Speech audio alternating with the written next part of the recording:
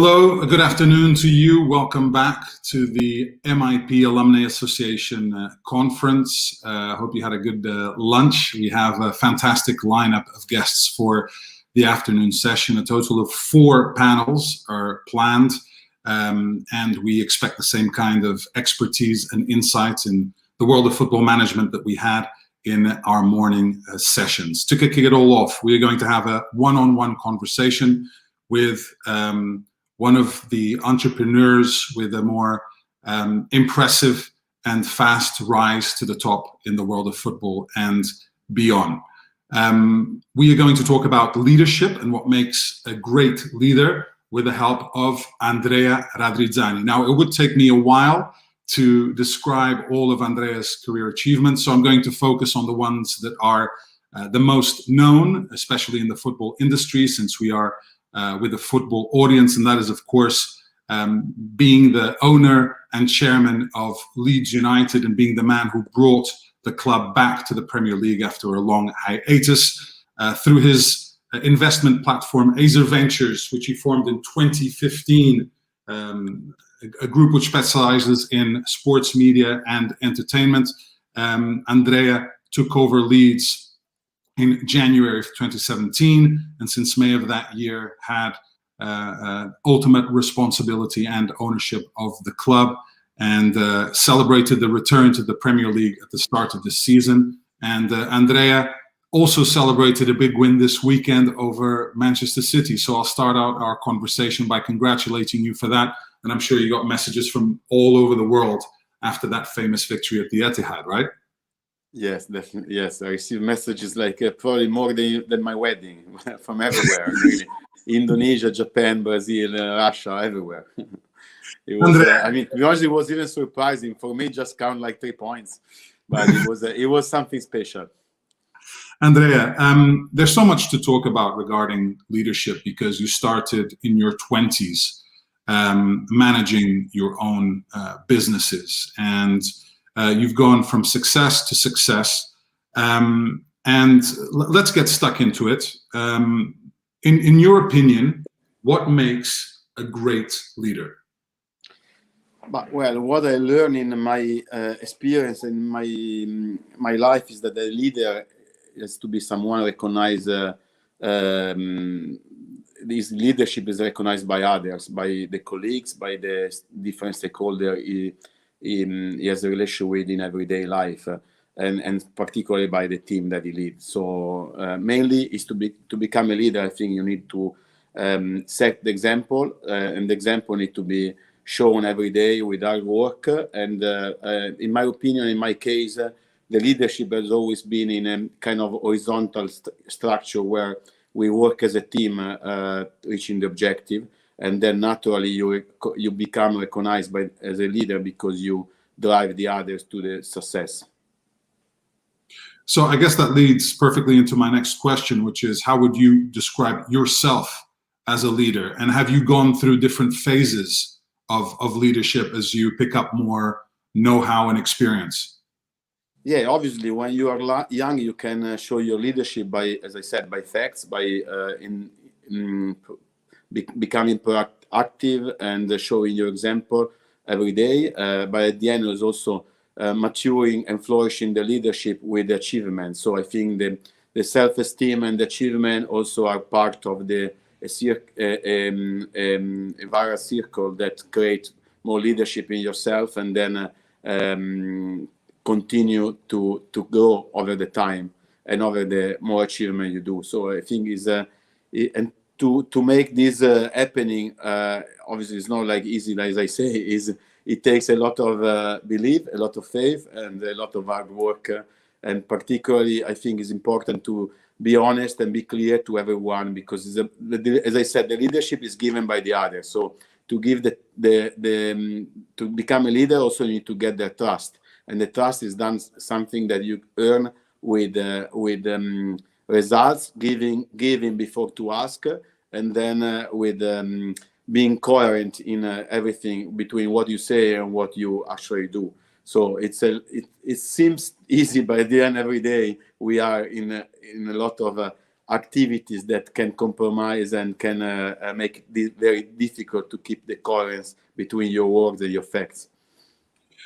So much about leadership is about creating a healthy culture where people can thrive. What kind of culture in your businesses overall, and maybe using the example of Leeds United as well, what kind of culture do you like to promote for the people? First of all, as a good leader, you need to set the vision. If you set the vision clearly, then it's easier for everyone around you to understand what they need to chase.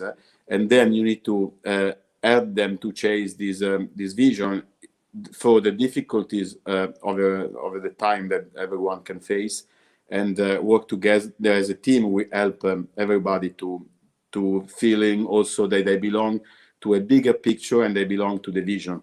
And this is very important, to have the feeling to belong in something bigger.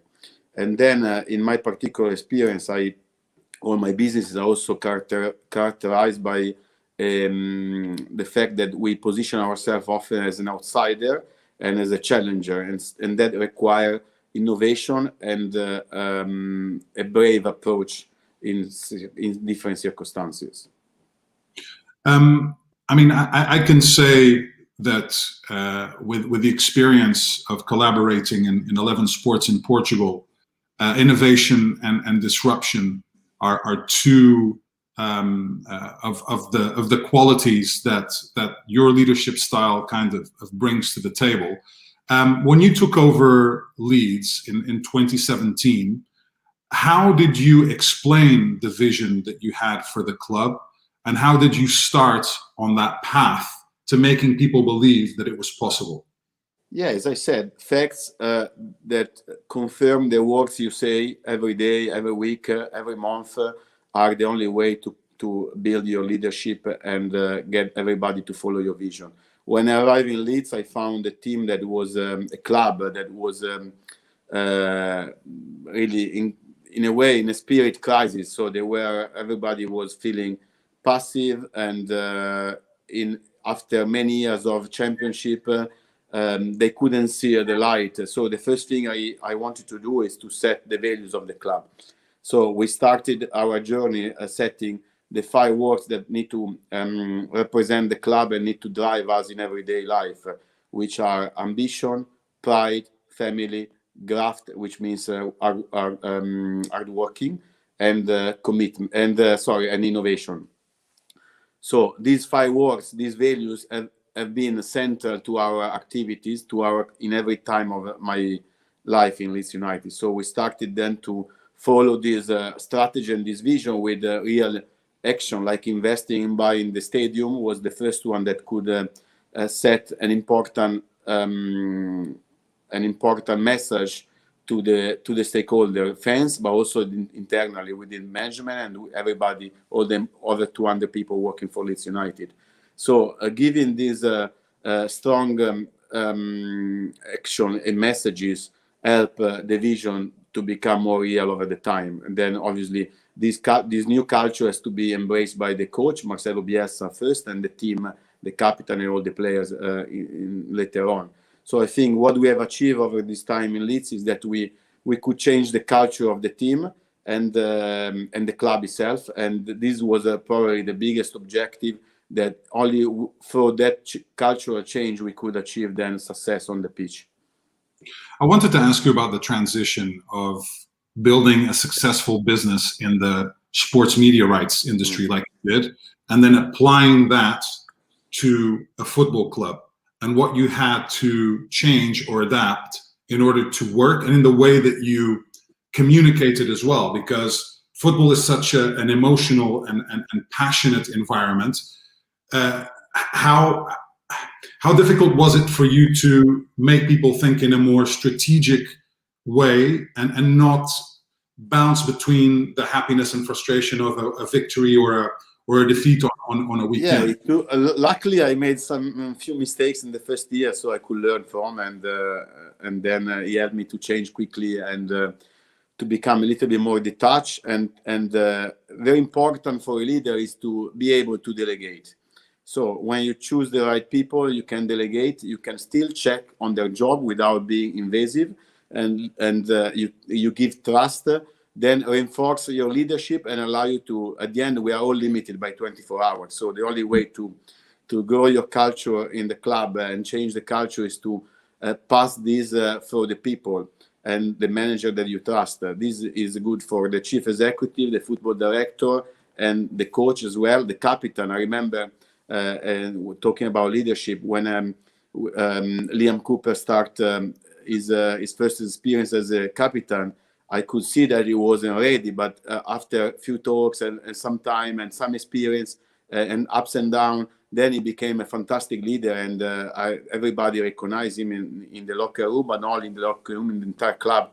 We see his leadership flourishing, and I think no one really was born as a leader. I mean, I think we think like that, but in reality, I think leadership is something you develop and you learn from mistake and you become a leader over the time.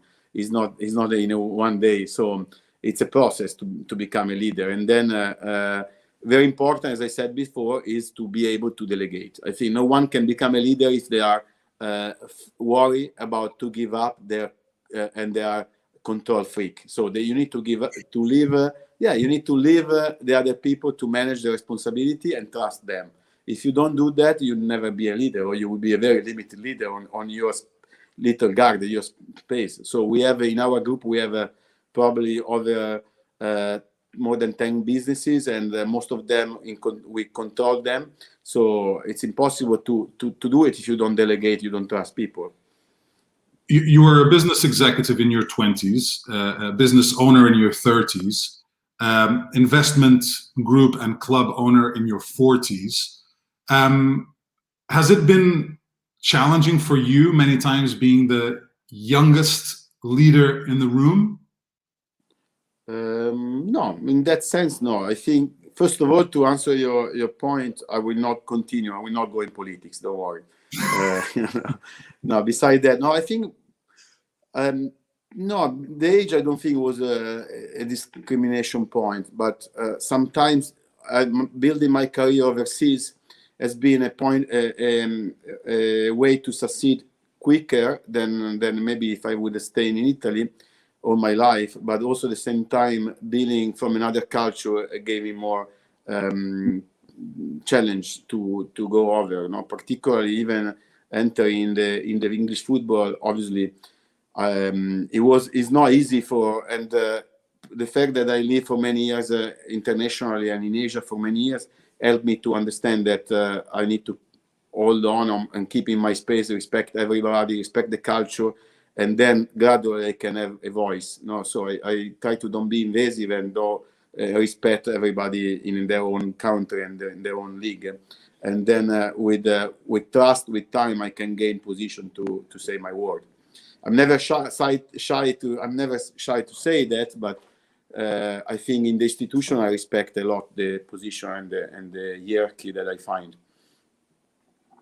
When you've had moments of uncertainty in leading your various businesses, are there any particular words of wisdom that you've received from others, or are there people who have inspired you as leaders in career? Well, first of all, for a leader is sometimes it's hard, because when you are leading a group of people, and let's say in our group we have more than 500 people. When you are the leader, you cannot allow yourself to show your weakness, because you need to set the example and the motivation every day. So sometimes it's hard, because you also are human and you go for struggles and difficult time, and you can show it. So a leader normally is often alone and can become lonely. So it's hard. It can be very hard, but I have a lot of faith, and at the end I think there is a reason why God gave me this strength, gave me this tool, and I have a scope in life that is bigger than what I understand, and that's what I'm pursuing, I'm chasing, and that's why I keep going.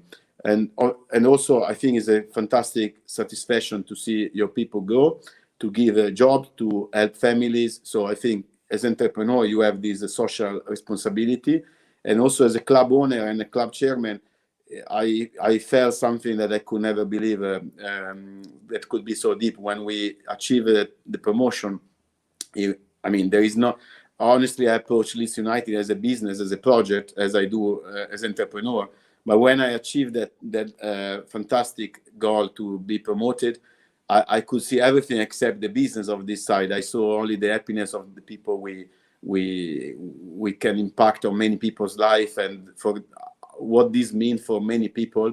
Leeds United family after 16 years has been amazing, really unbelievable. So it's really priceless, and I'm very honored I could have lived this experience that will stay as a legacy in the club forever, even beyond my life. So I'm very proud of that achievement in my life, more than anything else.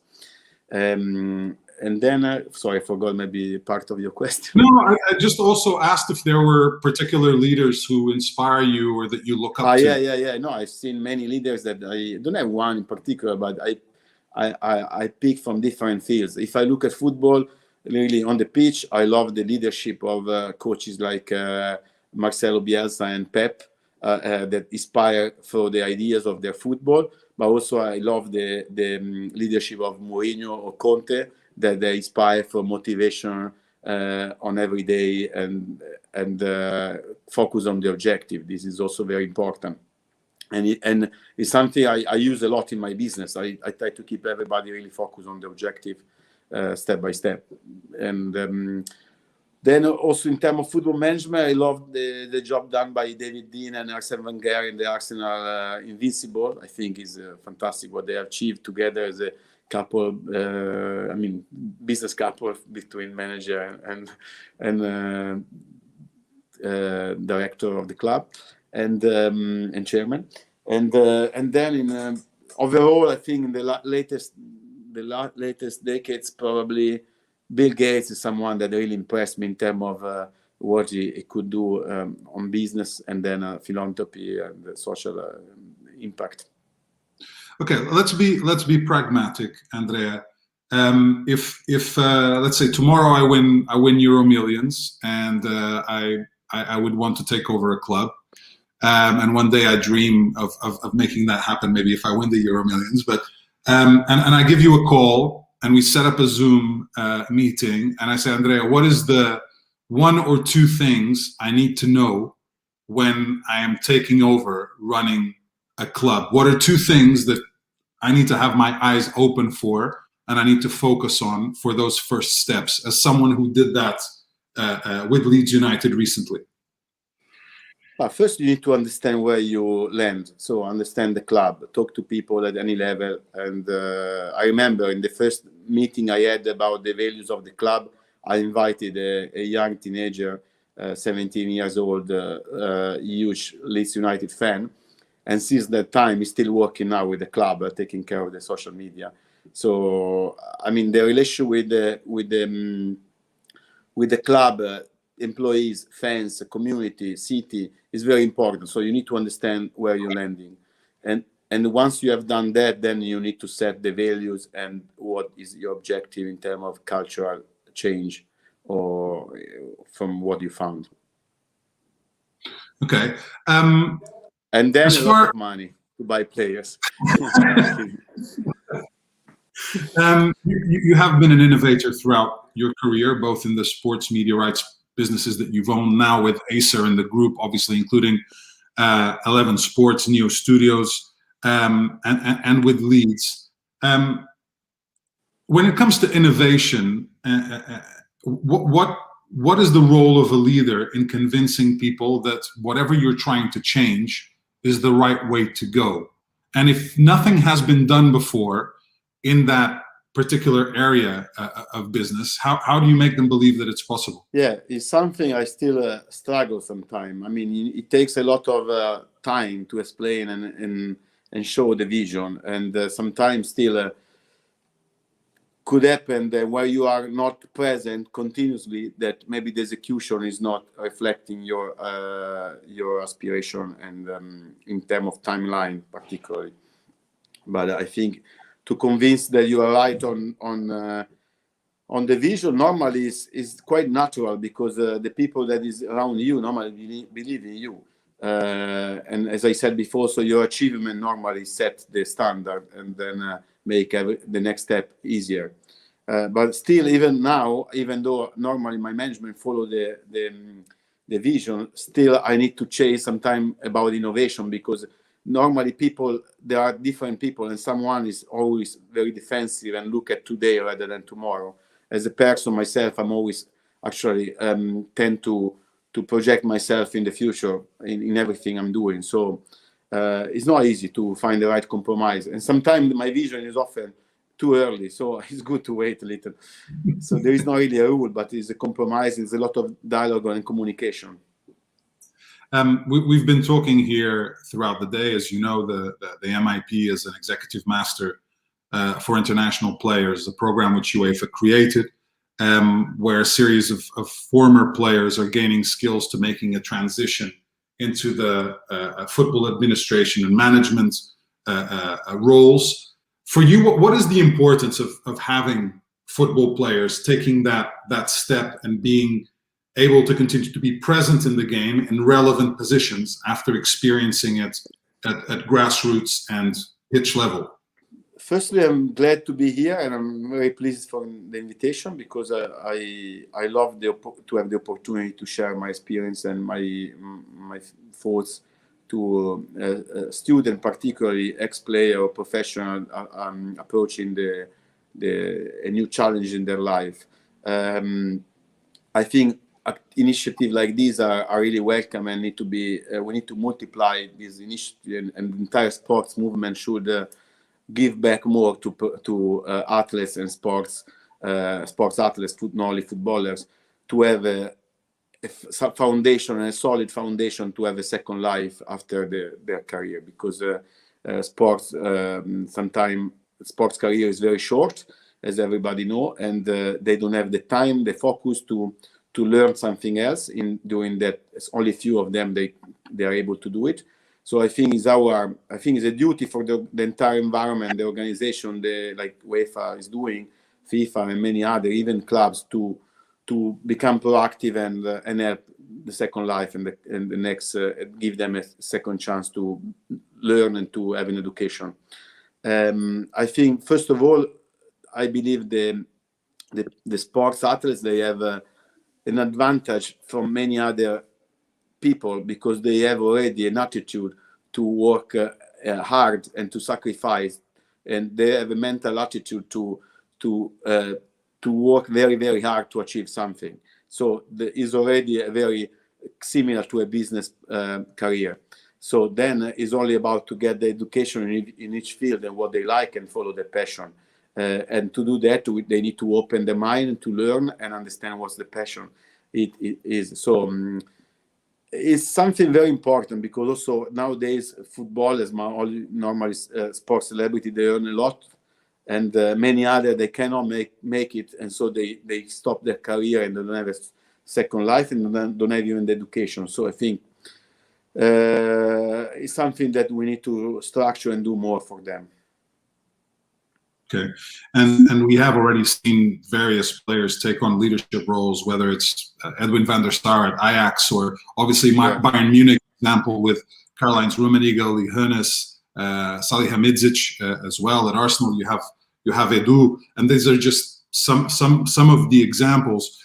When you look towards the future of football in the next 10 years, as a leader and working in a club which is now in the most mediatic and high-profile league in the world, what are some of the goals that you set yourself as a leader for the next 5 to 10 years? To consolidate Leeds United in the Premier League is my first leader related to football, and then to consolidate my investment platform, Acer, particularly 11 Sports and Live Now, as a major consumer businesses that we are creating and we are developing. And as a leader, as an individual, as a leader, I wish to inspire more people around me, and also having this role in football, I can amplify my messages. So I would like to impact and share my experience, my life, my career, to inspire other people to follow their dream. And and everybody can be a football club owner in Premier League if they really believe. And to close out, what is the one thing that, from a corporate and business standpoint, do you think football still needs to improve on to be in a par with other industries that you've worked in? Sorry, I didn't get the first part of the question, Pedro. Say again, from a corporate and business standpoint, what does football still needs to evolve in order to be able to be as efficient as some of other areas of business, for example, that you have worked? Look, a football club is even a football league, or is very complex business, because it touches 4 or 5 different business divisions. Also, at the end, the football is one part of the business, which is very important. Then we are in real estate, we are in merchandising, e-commerce, and licensing. We are in media, particularly media entertainment is becoming more and more important over the time. We have seen also recently with this NFT, this digital token and video launched by NBA and Top Shot, very successful. So it's a new source of revenue. Then we have education, so and we have social impact and social activity with the foundation. So to run a business like that, you need to have a lot of different know-hows. So I think it's really important the recruitment and the partners outside of the club are trustworthy, and they share the same vision and commitment as you. Andrea, perfect way to close this conversation. Thank you so much for taking the time to speak at the MIP Alumni Association Conference. Great to get your insight and really your honesty in your career path and some of the lessons you've learned working in football and the business industry as well. Congratulations again on the result this past weekend. Good luck until the end of the season and in seasons to come as well with Leeds United. Thank you. Thank you. All the best to everybody part of the MIP alumni. Stay safe, Andrea, you and your family.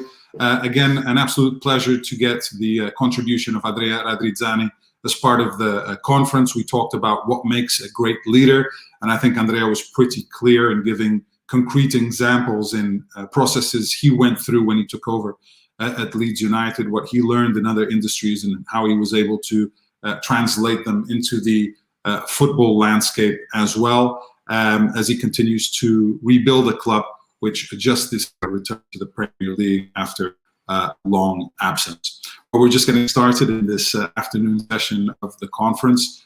Please stay with us. After a short break, we're going to talk about another kind of transition from a star player to a leader, and we're going to have the pleasure of welcoming Annika Kran, Beck Smith, Mike Ford, and Eric Abidal, who are going to be speaking with the moderator, who's also the alumni chairman, Bruno Cheru. So stay tuned for that and more coming up on the conference plan for this afternoon. See you soon.